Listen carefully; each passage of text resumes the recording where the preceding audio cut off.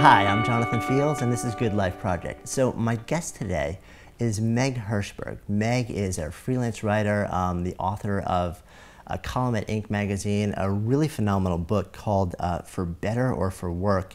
The husband of Gary Hirshberg, who's the founder of Stonyfield Farms, and mother of 3 kids. And we're going to kind of do a deep dive into all of these different things today. So I'll also be hanging out here with you today. Thanks so much. For me too. Thanks for having me. I would love to go a little bit back in time with you. You have been part of the whirlwind life of entrepreneurship for going on 3 decades now, is that right? Yeah, almost 30 years. I was thinking about that the other day. Take me back to the, and how long have you been married too?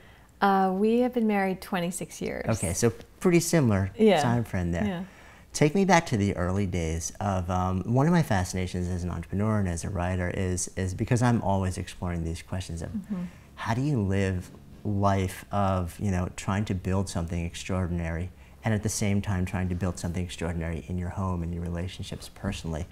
And I'm always fascinated by the very early days of relationships and entrepreneurship simultaneously. Yeah, well, I don't advise doing them simultaneously, number one. We were, as my father likes to say, an expression he used to use is young and stupid. So we really, we just kind of, he had the business. It was a very young business when we met, basically not really even on the map and certainly not making any money. We didn't actually turn a profit for 9 years. So our startup was prolonged and very, very stressful for both of us. But it was a little fledgling thing when I met him, and so I was there, very much in those early tumultuous years. Compounded with that was the fact that I worked with Gary for a while, which didn't work. So we figured that out after a couple of years, stopped doing that. And we also were living at our workplace, which was Stonyfield Farm. It's an actual farm in New Hampshire. We were living at the farm, so we had the business there, the cows till we sold them, all the employees coming up, all the delivery trucks. When I moved up there, his brother and sister lived in the farmhouse, and our partners, the Caymans. So this is even much bigger than like a new relationship, a new business, the whole family. Yeah, this was like the whole works. Right. And I think I was shell-shocked for the first several years. Now, where were you moving from? Where were you coming from? I was actually running an organic farm in New Jersey, in central Jersey. I didn't own the farm, I was managing it, and I met Gary at an organic farming conference in 1984. Got it. So you guys had this shared interest, though, that was sort of the subject of his business, and you decided, okay, I'll go up there and see what we can build together. Well, I was interested in building a relationship, not building a business, but they kind of came together. So, I think the mission thing is interesting to think about, and Gary and I have discussed it, because now in retrospect, there's so many benefits to looking in retrospect, of course. At the time, we were just trying to get up every day and try to not lose everything, basically, for many years. But the mission was very important in the sense that I supported why he was doing what he was doing, but it doesn't justify, the business I wasn't sure about, but I supported the spirit behind it, which ended up being really key. It does get you through some dark days. I think mission can be really critical for the entrepreneur to keep going during those dark hours, but you can't really ask the spouse or the family to sacrifice for mission, even when you share it. That's a whole other thing to bring in. I mean, that's a conversation that needs to happen. You can't just assume that because you're aligned with mission, that therefore you'll be aligned with, wherever the business takes you. And I get the feeling that conversation doesn't happen. No, it didn't happen with us. How long into sort of the relationship did it take for that actual conversation to say, wait a minute, the mission, like, we both buy into, but there's a bigger conversation that has to happen. Yeah, that was like last week. I'm serious. I mean, we didn't. There's just times in life, there's times in a business, and there's times in a relationship when you just got to get through it. And you're just going from thing to thing. You've got this business over here, and then you've got kids and you got family and you got a house, you got and whatever it is in your life you're trying to maintain. And frankly, our perspective on all that we experienced really came with me writing the columns and the book. Because every column that I have written in every book chapter, I've sat down, I've actually interviewed Gary for every one of them. And that's what that's what sort of drew out the conversation for both of us. But I interviewed actually hundreds of people, about 250 people for the book. Right. So there's a lot of distilled wisdom, not just from Gary's and my experience, but from all these wonderful people. Well, I don't have all their voices in there, but many. All their kind of distilled wisdom about what they experienced and how they got through it. And that stuff it's really important. I mean, it's the book that I wish we had 30 years ago, because then those conversations would have happened had we both read the book. It's so valuable. You're so right. I mean, as an entrepreneur, those conversations in my life have very often only happened when, like, there was no other place to go than to have the conversation. Exactly. You reach a crisis. And to have the opportunity to have that conversation before you hit that point, or have the prompts and have guidance from other people, how have they navigated it. Exactly. Because, in the net, I think entrepreneurship is great for families also. And I actually end the book with lots of little vignettes. They're just paragraph long. Right.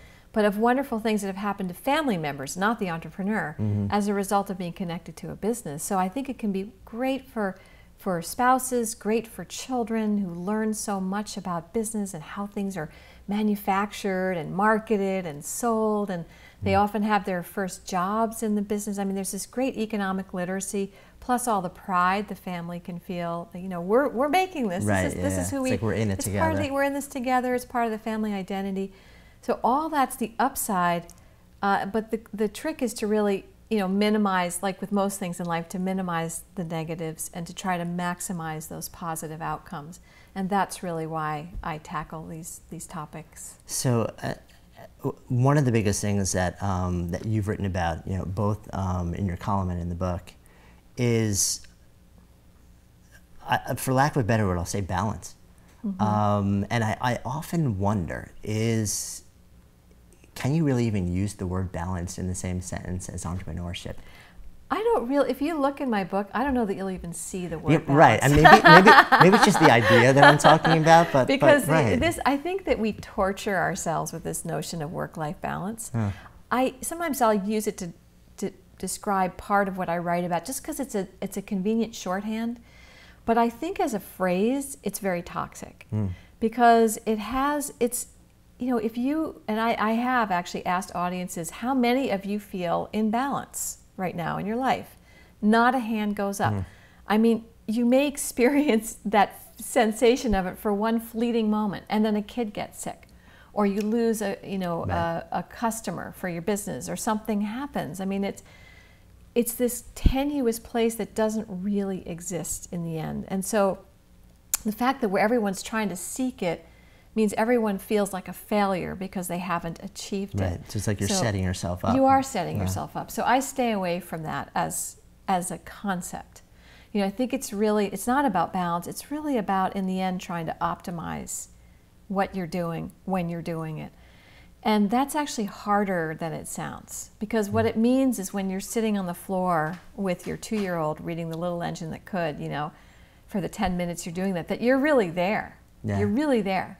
You're not, sneaking glances at your smartphone and checking email, and, instead of, I think I can, it's like, I think I should go check my email. You've got that on the brain. And likewise, when you're at work, to really be focused on being at work and really make that time very efficient.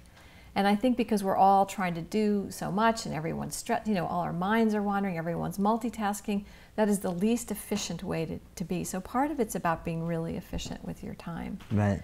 And being very present with what you're doing when you're doing it. I mean, that's just one thing to say. Obviously very easy to say, hard to execute. But I do have a lot of specifics in the book about how we've achieved certain things and how all these people I've interviewed have. So share some examples about ways that you've sort of been able to find that momentary presence Yeah, because I know this is a challenge for me. Yeah. You know, and I wake up, the first thing I do every day when I roll out of bed is I meditate. Yes. And it's a mindfulness meditation. So for me, that's been something that has it's helped train me to sort of like constantly be aware of where am I focusing my attention and bringing it back. Yeah. But it's a hard, even with that, it's a hard thing to do. It requires training. You can't just start doing it. I mean, in the way that, you know, meditation will get you, it sort of trains your mind in a certain way. It definitely requires training. You know, one thing that I recommend when it comes to this is what I call setting the bar low. And that feeds back into this, because what I mean by set the bar low is that we have these ideas that, okay, this is how I'm going to balance my life, is I'm going to work like hell for 2 months straight on my business, and then I'm going to take, you know, we'll take a week off and we'll go to Bermuda. Like, that's the balance, right? But then, of course, the time comes to take the week off. You can't take the week off because the business is screaming louder. And, you know, you're always tending to the critical care patient, which is usually the business, at least in the startup years. And so you wind up thinking that if you just can set aside these big chunks of time, that gives you permission to just, you know, work like hell the rest of the time. Instead of what I mean by set the bar low is take 10 minutes. You know, I mean, Gary and I discovered those days that we just took a walk down the block. It was that simple. Right. It was probably a total of 20 minutes without the smartphone. That's really key. Walked down the block and back and just talked about our day, what was going on, you know, no distractions. It just allowed us to really focus on each other for even just a few minutes, exchange some information, exhale, and it made everything else more okay. So that's just one strategy, is those little moments, those 10 minutes when you're driving your kid to you know, a basketball practice. Everybody, you know, turn off the music, take out the earbuds, and just say, you know, let's just chat for a few minutes while we're on our way. Those little things make a huge difference. Yeah, and I love that, because so many people, I think it's almost like you were saying, people set themselves up when they use the word balance for these unrealistic expectations. Right. And then if you're talking about presence, which is what we're sort of circling around now, it's the same thing. People just keep telling themselves, I'm not present in my life in these things, and well, I need to take huge chunks of time, I need to spend hours. But if you just really chunk it down, and say, okay, here's a commitment that if I can't make this, there's something really wrong. Absolutely, I agree with you. And to accept, to really cordon off those things that are critical, like you're saying, but also to accept that some days the business is going to win, and some days the family's going to win. Right. And not to beat yourself up over it. Just accept that that's, you know, in the net. I mean, the thing is to really be there in the net, you know, to make it work. But especially women entrepreneurs that I have interviewed, you know, women really shoulder so much of the guilt burden when it comes to children. And they just torture themselves that they're not spending the amount of time or the quality time with their kids. So it's a real running theme, and it's so strong, especially among female entrepreneurs, that particular topic, that I devote a whole chapter to it. I mean, it applies to men as well, of course, but women tend to really, you know, chew that one over a lot more. Yeah, and you know, it's what's fascinating to me is that I think I run in an unusual circle of men where a lot of them are entrepreneurs, but they're really, really, really want to be there as super involved, and a lot of them are, you know, of my age, they have kids. Yeah. They want so desperately to play an ever-present, deeply engaged role in the lives of their kids and their partners. Yeah. And for the first time, I think a lot of generations, I think there's an increasing number of men also who are dealing with this thing that women entrepreneurs and working moms have dealt with for decades. Absolutely. And we're horribly equipped as men to deal with it. Yeah. So we don't talk to each other. We don't. A lot of the things that I think help women at least, you know, communicate amongst each other and find support, men don't do nearly as organically. Yeah, and I like you are saying, I think I'm seeing, you know, especially among letters I get from younger male entrepreneurs. I get a ton of letters as a result of the column and now the book. But I hope that, I mean, this is just anecdotal, obviously we don't have numbers on this, but I hope that sea change is happening because ultimately men will benefit, their lives will benefit just as human beings, and also their productivity, I think, will improve. I think a lot of what we're living with in terms of this vision, this kind of 1960 vision of, this is what we do. We go to work and we work, and then we come home, and that's all kind of falling apart as a model. And we're trying to figure out new ways of working that make sense, whether it's telecommuting or, just so that we can actually be physically home. There's so many more options now for both men and women to help make life and work. So but we're in the middle, I think, of sorting that out, whether it's flex time, that kind of thing. It's starting to happen. Yeah, it's exciting. I think so. I think it is also. I think there's a lot of anguish that's going along with it. Yeah. But I think it's in the name and in service of something bigger and better and more engaged, and something that will serve the kids, the family, the spouses, everybody. That's right. And the business, I think, in the end too. I agree. I think when you're happier, you make better decisions. You radiate. People want to be around you more. Yes. You bring something different Absolutely. to your venture that people respond to around you. I think that's absolutely the case. I think we all know it intuitively. Yeah.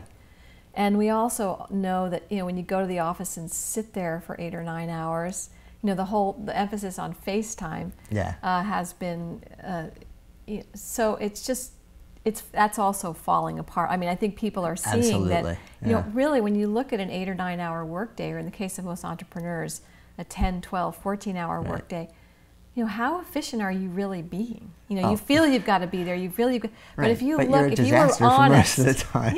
Right. If you were honest and really kept a tally of the amount of time that you were being efficient, there's only so many hours in a day that you can really work efficiently. Right.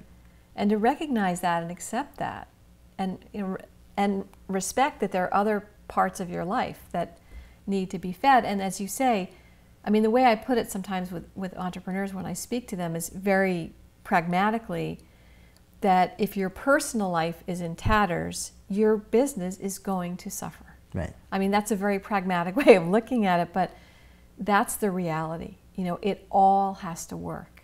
Yeah, and I think that's so true. And you brought up something earlier also, which is that you said as an entrepreneur, especially in the startup years, you tend to focus all of your energy on the critical care patient. Right. So here's the big challenge. You also mentioned that Stonyfield was essentially in startup phase for 9 years. That's a lot of time to focus all of your energy on that. And yes. so and I think we've gotten so accustomed. We hear about tech entrepreneurship, where startups kind of the cycle is so fast now. But that's not the rest. The rest of the world in sort of like brick and mortar entrepreneurship and the way that most small business operate, it's not that, it doesn't happen that quickly. No. 9 years, if you're looking at a bell curve of businesses, 9 years is right, way out there. Right, yeah. But certainly the tech startup speed is unusual too. I think most businesses fall somewhere in the middle. Right. And those first few years are really tough. Especially because on a relationship, they're tough on the entrepreneur to keep believing. They're tough on the spouse as well for the same reason, except the spouse, it's even worse for the spouse because the spouse has no control over the situation. The spouse's life is completely affected by what happens with this startup, and yet he or she has no say or control. Usually, sometimes, if they're a partner, they do, but that's not usual.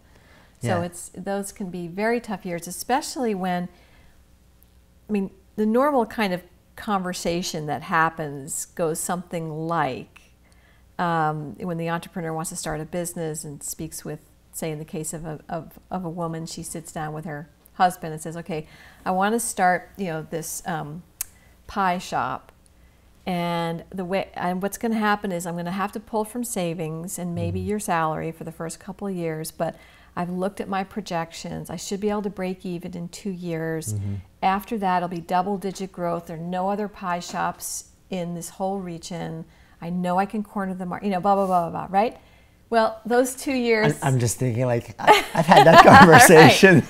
2 years later, right? Have those benchmarks been met? No, we're close. Never. Right. Almost never. Right. And it's not because she wasn't... that she wasn't being smart. It's just there's obviously so much you don't know. that you discover along the way. So that's kind of a critical moment, is it's okay, it's 2 years now, you're pulling more from savings, we're dipping into our kids' college funds, we're dipping into our retirement fund. You know, where's this going? So that can be a very, very tough, and it was very tough for Gary and me. I mean, we had nothing to lose because we didn't have any money or anything. So, right.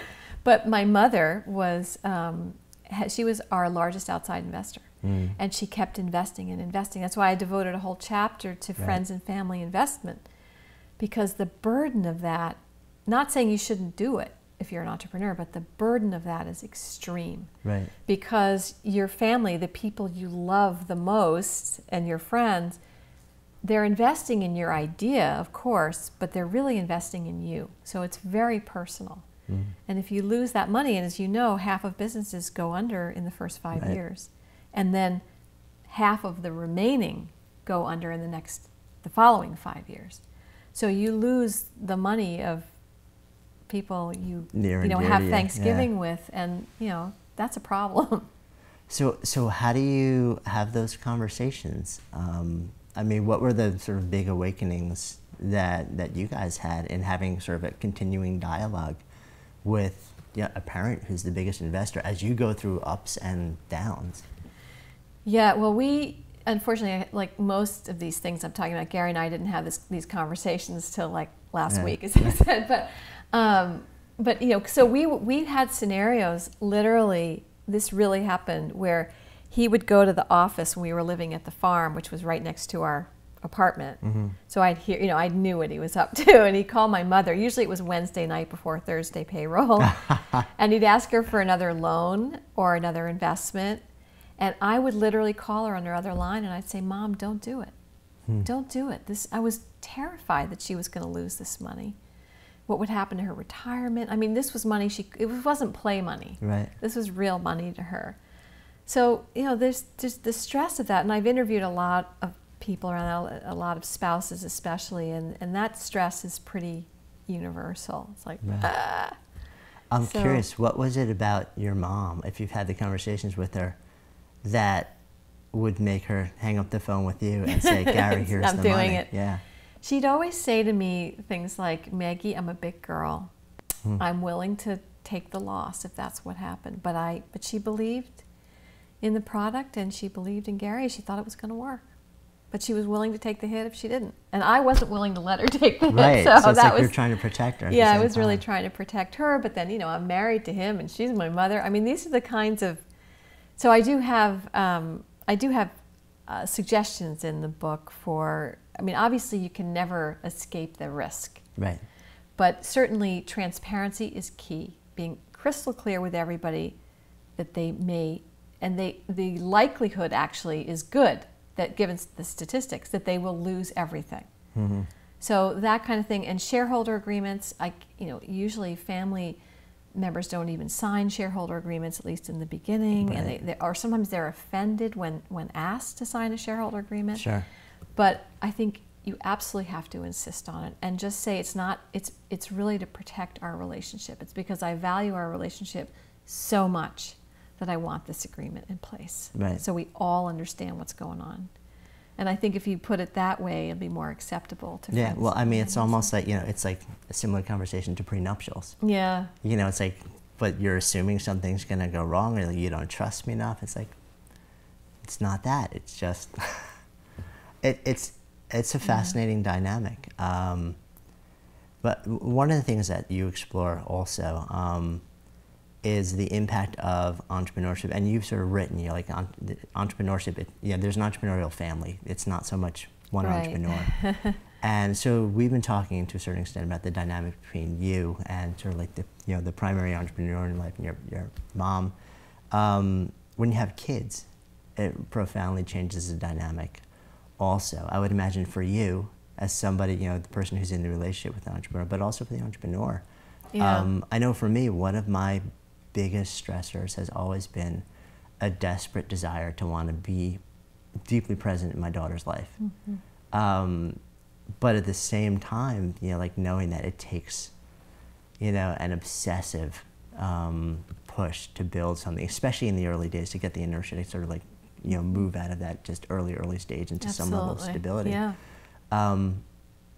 So you have 3 kids, and they're all out of high school now or out of college? Yeah, 2 in college and 1's graduated college now. Looking back, and I know you've spoken with them and written about it fairly recently, Yeah. share some of sort of like the conversations that you've had about how they experienced the process of growing up in an entrepreneurial household. Yeah, it was fascinating. When I wrote the chapter, it's called Minding the Kids, about children and entrepreneurship, it dawned on me, I've never asked my kids it didn't dawn on me to even ask them what they thought of all that we had gone through as a family with respect to the business, which is crazy actually in a way that I never engaged them in that conversation.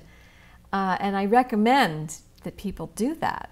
And I also recommend another thing that came out of some of my interviews around children and business is having family meetings. People really find regular family meetings. People find those very helpful for staying in touch and finding out what the grievances are from all angles, and letting the kids understand better what's going on in the business as well as they can. Obviously, it's age adjusted, the information that you give. But I sat down with each of my kids, and since I wrote this, other people have written me that they did that with their children because they got the idea from my column or my book. And it's so interesting because I have 3, 2 boys and a girl. One interesting thing is that the boys had a very different reaction from my daughter. The boys basically said, so what was it like for you to have Dad gone so much and distracted? And essentially what they said is that as long as he was there for the basic things, he taught them how to ride bikes, he kicked a ball with them, he coached them, they were happy, no complaints. And one of my sons said, Mom, I think it was harder for you than it was for us. Interesting intuition there. But, yeah, it was. But my daughter had a very different viewpoint because she felt, even though Gary coached her, he coached all their soccer teams, she kind of felt like she was a repeating item on his Google Calendar more than like this is a time for daddy and daughter. And she felt that she took personally kind of his distraction level and the fact that he was always gone, and it was hard for her. Yeah. So she said, before that, were you aware before that of how aware she was of sort of like his being physically present, but maybe not sort of like psychologically present at times? No. Before I asked her, no. I mean, she used to rag on him about stuff, but the way kids do. But no, all of this was kind of new to me, actually. And she was 19 when I interviewed her, so I was like, wow, it's crazy. I never talked with her about it before. But even since I interviewed her for the book, I sent the interviews to Gary so he could read everything that they said. Obviously, I didn't put it all in the book, just a few things in the book. But he's changed his MO with her as a result of that. Kidding. So one thing she said, for example, is, Dad, he's always got to be doing things, typical kind of entrepreneur. And sometimes I just wish he would just hang out and chill out with me, just like sit and watch, Buffy the Vampire Slayer, just do nothing, just hang. And he's really made it's hard for him to do nothing sometimes, but he's really made an effort to just hang out with her, just quiet, do nothing time. And I think it's made a difference. I love it. I think having those conversations, I think it's got to be it's illuminating. Yeah. So I recommend it. Yeah, I mean, it's interesting because I've thought about, sort of how to do things like that in my own life. And I'll have regular conversations with my wife, but I haven't done it with my daughter. And maybe it's because I've assumed that she's at an age where she sees I'm an entrepreneur. She sees me building things. She meets people that I, bring into ventures and stuff like that. Maybe I think I'd probably just assume that she kind of knows what's going on and she's getting enough of me. But you're making me think that I need to have more deliberate conversations with her. I think it will be revealing. Yeah, and at 11. I think my guess is she's probably a lot more aware of things going on than I probably think. Oh, they inhale everything and miss nothing. Nah. Basically, that's what I figured out. You shared, there was one line, I'm trying to remember if it was in your book or in a column that you wrote about, it was a story, I think the person's name was Edwards, Barry Edwards, the kid driving up. Can you share that? Yeah, that was in the chapter I Minding read that the Kids. And I said, wow. Yeah. Well, his sea change happened when his wife, he was, really a workaholic, startup entrepreneur, and his wife pulled up to his place of business with their 2-year-old, Cody. And the little boy, Cody, looked up and was all excited to see the building where his dad worked. And he said, "Oh, Daddy's house." So when he said that, it was just, and she, of course, reported this to her husband. It was just a killer for him. Yeah. So he actually put up a little poster in his office with it was a poster of a kid who looked a lot like Cody. And just as a reminder, just to call it quits. It said something on the bottom, I can't remember, but it was something to the effect of, work isn't everything. Yeah, something to just kind of visually remind you. Yeah, exactly. No, I think that's so important also. When I travel, especially when I speak, I don't bring a lot of notes on stage with me. I kind of have an idea. But one time when I was, and I hate traveling without my family, so I don't do it a whole lot. Yeah. But one time right before I left, my daughter said, wait, and she kind of vanished for a few minutes, and she came back with a little piece of paper, and she'd drawn a whole bunch of hearts in different colored, like magic markers. And I took that with me, and I brought it, and then when I was going to speak, and I brought that up on stage with me, and I just put it on my, the little monitor there, just so it was like, you know what, this is what matters. Yeah. And I started to just carry that around with me. So whenever I know I'm, it's something that it's just, I look at it for a second and immediately just dials me back to what matters, and brings me back to, I want to go and jump on the phone with her or do whatever I can. Does that help you during your presentations? It does, actually. How so? Because it reminds me that no matter what happens on stage, I could be brilliant, I could mess up, I could have a bad day. Yeah. That's what matters. That I'm going to walk home, I'm going to walk through the door, she's going to run up and give me a hug and a kiss, and that's the thing that I live for. Isn't it nice? Yeah. But even that said, as an entrepreneur, you get pulled away from that so quickly. Yeah.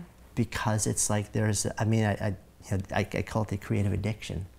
I think it's so easy for entrepreneurs, and not just entrepreneurs, but artists, writers, painters, photographers. People who are passionate about what they do. You go down this rabbit hole, and the rest of the world ceases to exist. Yeah.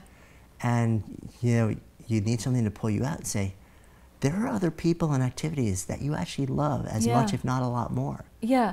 Though I will say that I think going down that rabbit hole is an incredible experience. Yeah.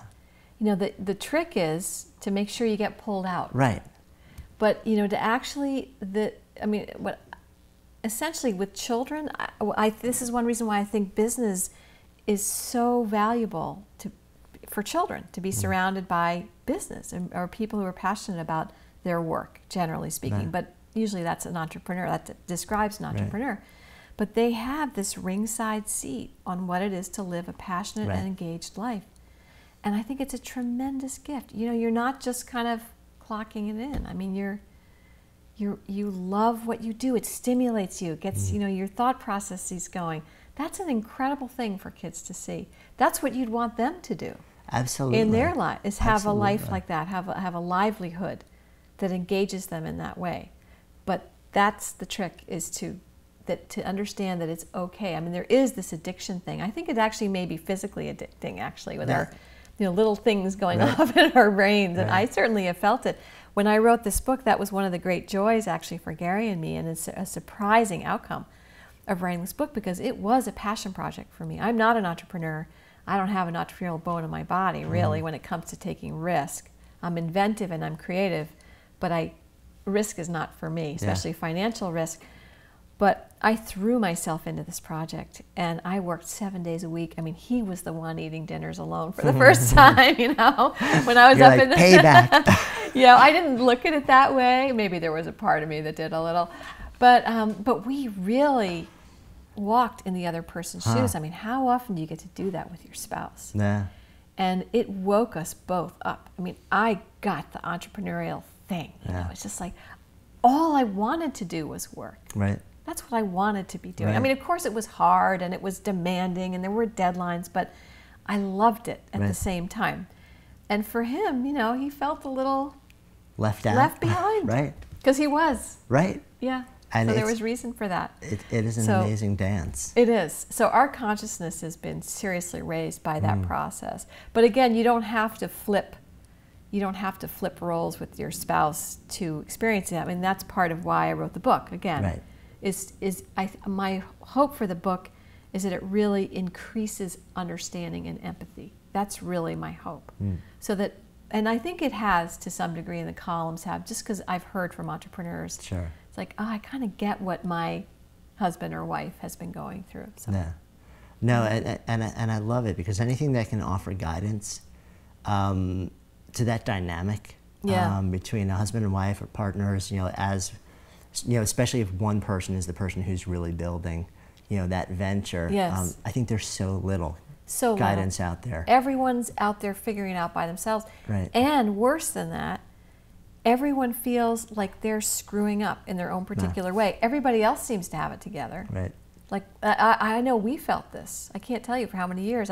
You know, my friends, especially because I didn't have many entrepreneur friends for the first decade or so. I mean, we met people over the years, but I had friends, they seemed to be advancing their lives in normal ways. You know, they were buying home. You know, I was just dying for a mortgage. It's like, I want a house, you know, I just want a home.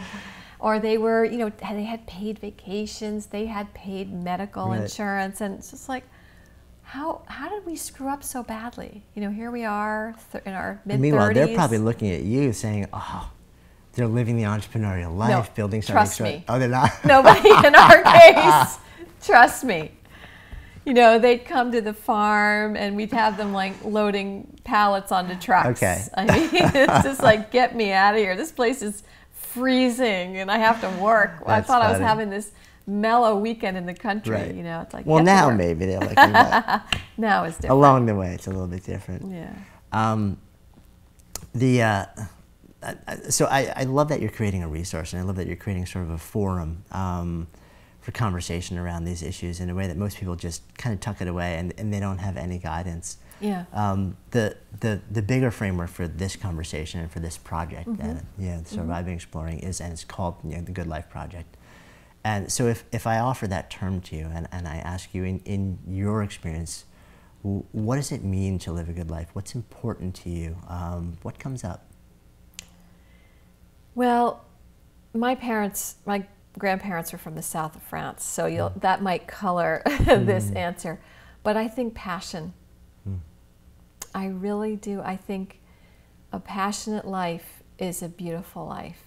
And the problems arise, if you're a passionate person, the problems arise when you're passionate about more than one thing. But that doesn't mean don't be passionate about whatever it is, whether it's your family life or your work or your volunteer activities or the things you do for yourself, whether it's meditation or sports. It's important to embrace all of it and not think that, oh my God, because I'm loving my work and because I went down that rabbit hole of thinking up a new marketing idea and I sort of disappeared for 12 hours, that I'm being a bad parent. You're not being a bad parent. So that's my answer. I think a passionate life. And I think I completely agree. I think the really big challenge arises when the passion becomes 2 or 3 or 4. Exactly. But that's not to say don't be passionate. Right. No. You know? I completely get it. Yeah, and I think there are ways to make it, I really do. There are ways to make it work. Sometimes not in the short run. You know, sometimes there's just dues. There's times when you pay your dues. You know, when you've got a newborn and you're disproportionately spending a lot of time because you've got a new baby in the family. When you've got a new business, hopefully you don't have the new business and the newborn at the same time like we did. Me too. So there are times when there's more draws on your energy, that more in one direction than another. But I think the hope is that in the net, things will work. And I have great faith. They have for us, so.